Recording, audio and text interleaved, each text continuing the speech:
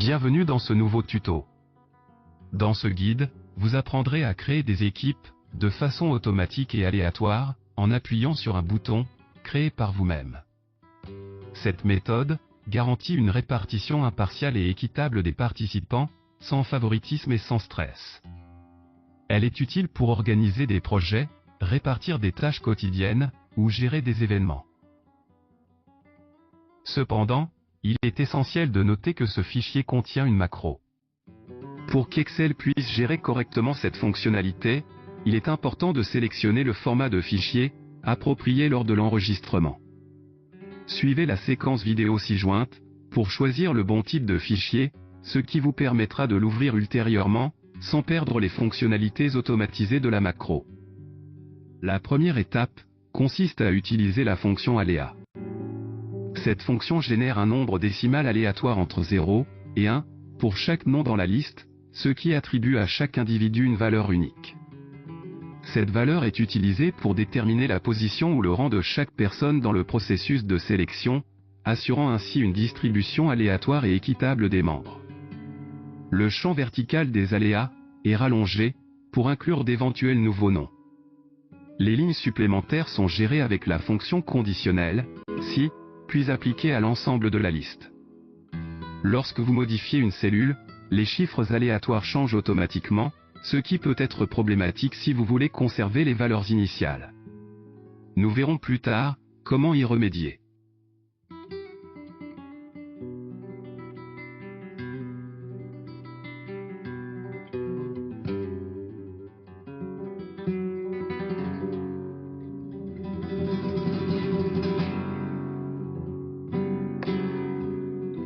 La colonne C est destinée à corriger cette incohérence, comme nous l'expliquerons plus tard.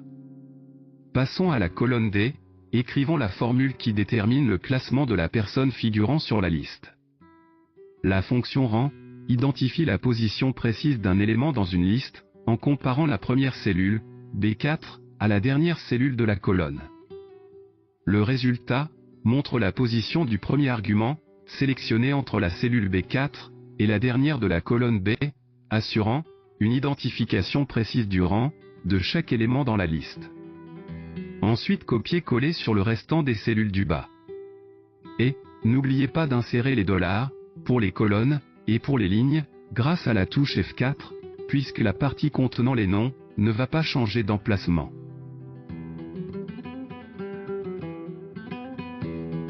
La colonne E joue un rôle crucial en automatisant la répartition des personnes dans les équipes.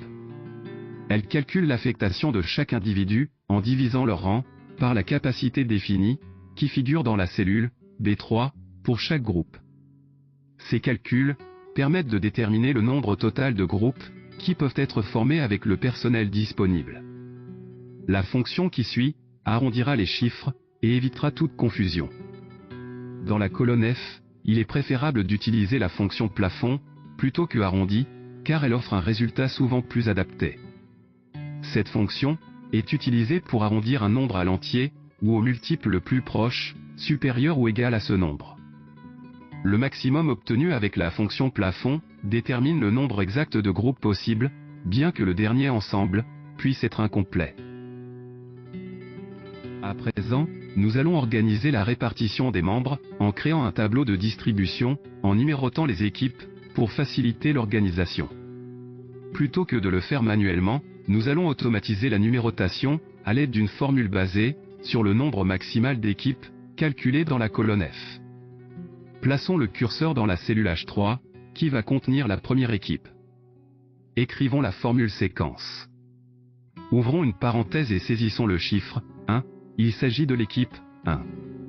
Ensuite, ajoutez le maximum de la liste F pour définir la longueur de la séquence, autrement dit, le nombre d'équipes.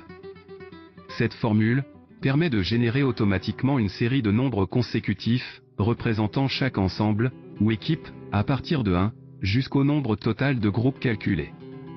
Cela facilite la numérotation et l'organisation des équipes dans le tableau.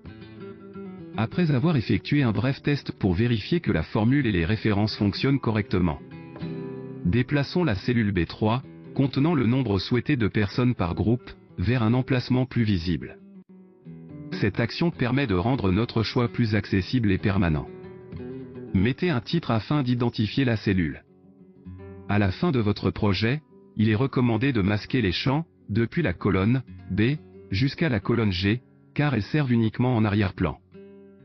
Affinez la modification, en insérant une liste déroulante pour limiter les choix. Vous êtes libre de proposer le nombre de personnes minimum et maximum qui vont composer les équipes. Cela rendra la sélection plus intuitive et sécurisée. Ensuite, passons à la formule clé de notre projet, la fonction filtre, qui permet de trier et de filtrer les données de manière dynamique, en se basant sur des critères spécifiques, directement dans les références. Contrairement aux fonctions recherche X ou recherche V, nécessitant une configuration plus complexe et de multiples étapes. Copiez-coller la formule sur toute la ligne, jusqu'à la dernière cellule, correspondant au nombre total de groupes, pour appliquer uniformément les calculs, ou formats, à chaque cellule. Ajoutez une condition si, dans chaque formule, pour ne pas se référer à des cases vides. Par la suite, effectuez quelques vérifications.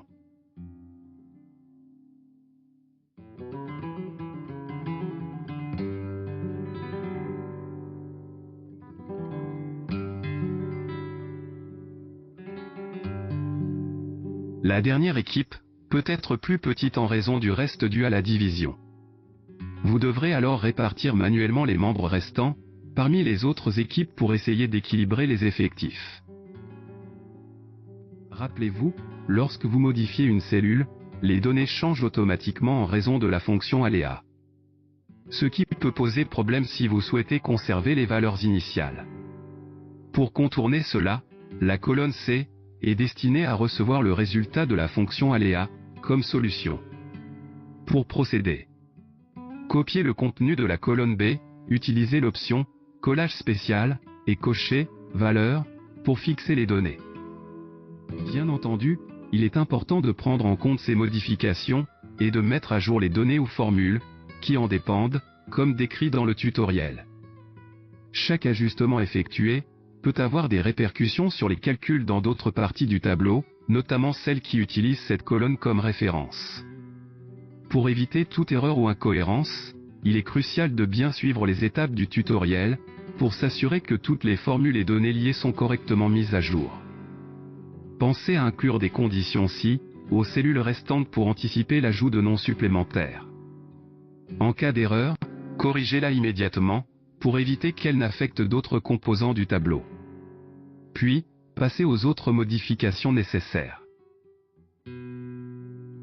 Une revérification est utile à chaque fois que vous finissez un chapitre.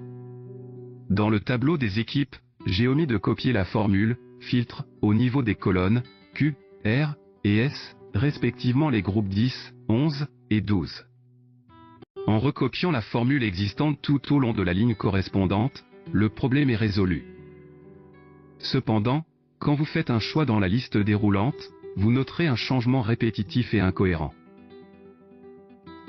Pour régler ce problème, utilisons une macro simple pour corriger les incohérences, sans copier-coller et sans visual basique. Réafficher les colonnes masquées. Sélectionnez « Développeur ». Installez-le, s'il ne figure pas dans le menu.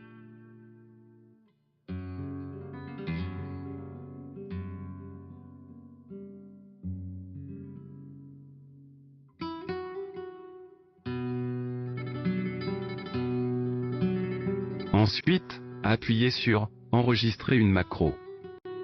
Une petite fenêtre s'affiche. Nommez cette macro en évitant les espaces.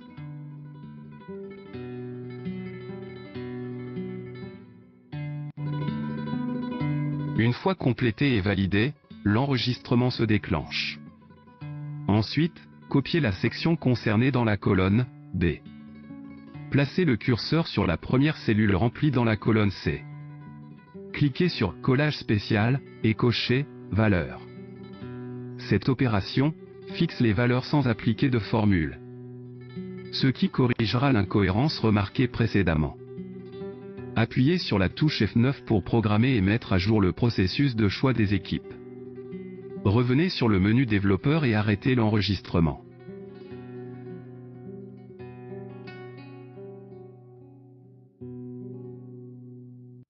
Insérons le bouton affecté à la macro, que nous venons de créer, en suivant cette séquence du tuto. Choisissez l'intitulé de la macro, créée précédemment. Un clic droit sur le bouton, modifier le texte.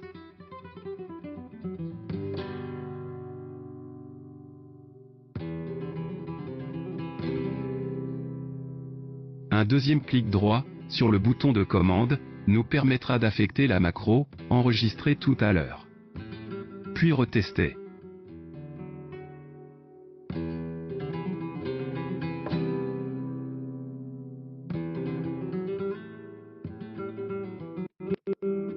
Un dernier ajustement est nécessaire.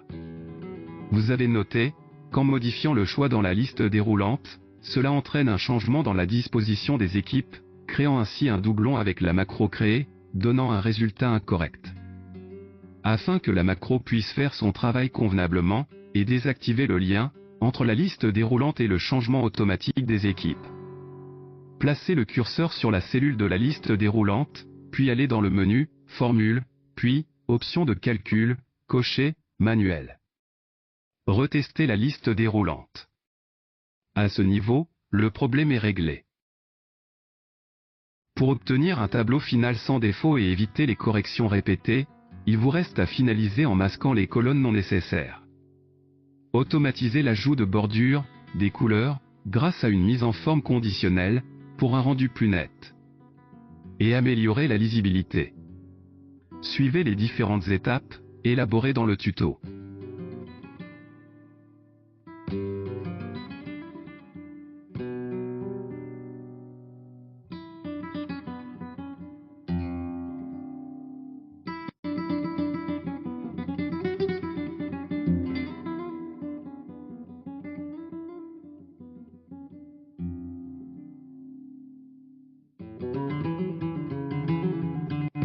Revenez à la mise en forme, au fur et à mesure, pour améliorer le rendu, ou changer une option qui ne vous satisfait pas, ou encore, ajouter des règles.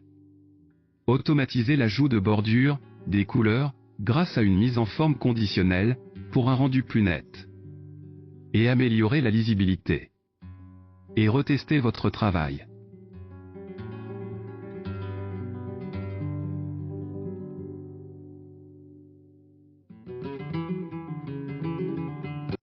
Ajouter une date au document, c'est crucial pour l'archivage. Elle vous facilite le suivi et la gestion des versions du document, ce qui permet de savoir précisément quand il a été créé, ou mieux, au niveau des équipes, savoir qui a travaillé avec qui, à une date donnée.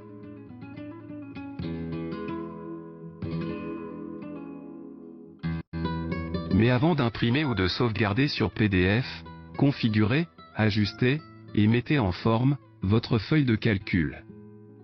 Un menu presque complet figure dans l'option Imprimer, comme vous pouvez le voir. Pour éviter une impression mal ordonnée, je vous conseille de sélectionner uniquement la partie à imprimer. Appliquez les modifications ou les actions nécessaires en fonction de votre choix. Cela inclut la mise en forme, l'ajustage des marges, etc. Vous pouvez opter pour imprimer ou non le bouton de commande de votre macro. Clic droit, format de contrôle, onglet propriétés, décocher, imprimer l'objet. Puis procédez à l'impression sur papier, ou à la sauvegarde de votre travail sous forme PDF, pour conserver une version propre et professionnelle. À la fin, veillez à protéger votre travail. Sélectionnez la colonne des noms, afin de la déverrouiller, pour pouvoir rajouter des membres supplémentaires. Un clic droit, sur l'entête de la colonne, format de cellule, onglet protection, déverrouiller. Faites la même chose pour la date, la commande macro, et la liste déroulante. Ensuite, menu révision, protégez la feuille. Vous n'êtes pas obligé de choisir un mot de passe, mais veillez à ne pas l'oublier dans le cas contraire. Ôtez la protection, à chaque fois que vous faites une modification, puis activez-la à nouveau.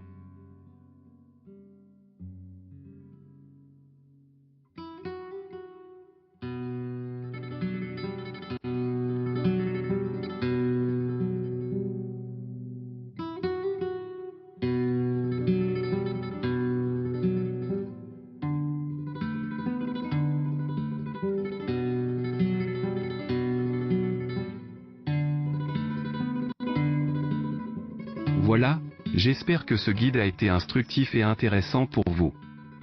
N'hésitez surtout pas à me fournir vos commentaires, cela m'aidera à l'avenir d'être plus attentif à certains détails. Merci d'avoir partagé ce moment.